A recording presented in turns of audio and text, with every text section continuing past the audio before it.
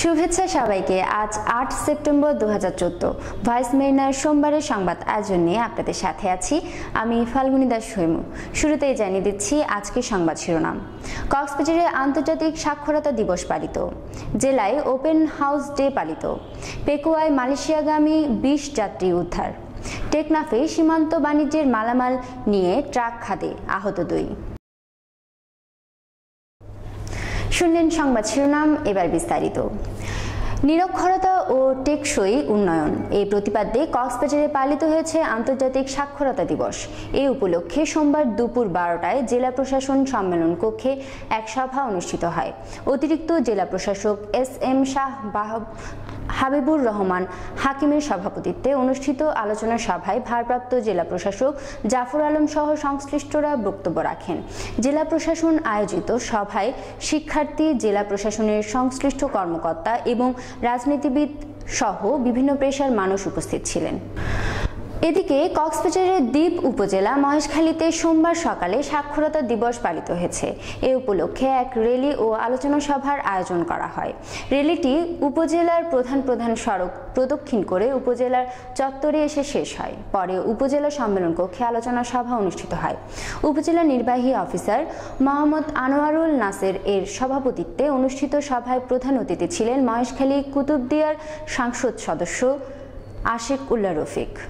কক্সবাজার সদর মডেল থানায় open house day পালিত।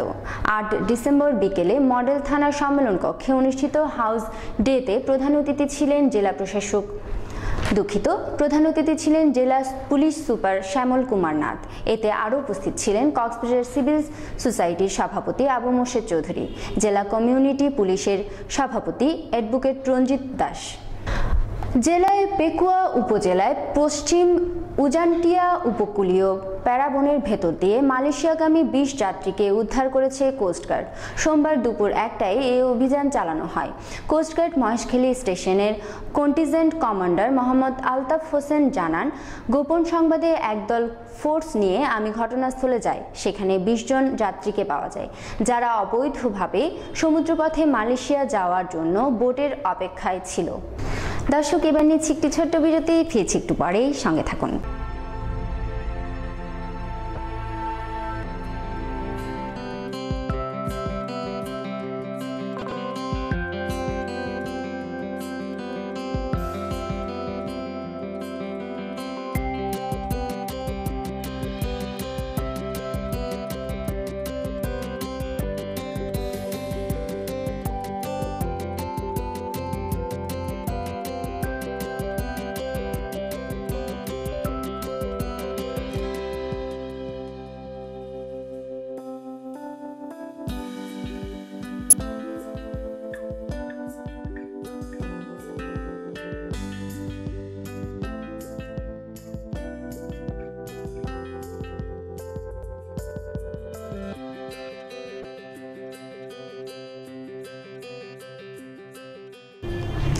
বিরতির পরে আবারও স্বাগত জানাচ্ছি ভয়েস মেরিনার স্থানীয় সংবাদে।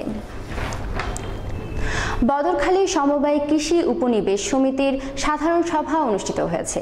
আজ দুপুরে কক্সবাজারের চকরিয়া উপজেলার বদরখালীতে সমিতির সভাপতি নুরুল আলম শিকদারের সভাপতিত্বে অনুষ্ঠিত সভায় বক্তব্য রাখেন চকরিয়া উপজেলা নির্বাহী কর্মকর্তা মোয়াজ্জেম হোসেন, উপজেলা সমবায় কর্মকর্তা আব্দুল মান্নান, উপজেলা vice chairman Sirajul Islam Azad, UP chairman নূর হোসেন আরিফ প্রমুখ। টেকনাফ সড়কে স্থলবন্দরের বাণিজ্যিক মালামাল বোঝাই ট্রাক নিয়ন্ত্রণ হারিয়ে খাদে পড়েছে। তবে কেউ নিহত না হলেও ড্রাইভার ও হেলপার আহত হয়েছে বলে জানা গেছে। সোমবার সকালে তার দিকে টেকনাফ স্থলবন্দর হতে কক্সবাজারগামী বাণিজ্যিক মালামাল বোঝাই ট্রাকটি নীলা মৌলভীবাজার ও হারাংখালীর মাঝামাঝি এলাকায় পৌঁছলে বিপরীত দিক থেকে আসা একটি গাড়িকে সাইড দিতে গিয়ে পাশের খাদে পড়ে যায়। এই ছিল আমাদের আজকের সংবাদ আয়োজন। আগামীকাল আবারও সংবাদ দেখার আমন্ত্রণ জানিয়ে এখানেই শেষ করছি। ধন্যবাদ সবাইকে।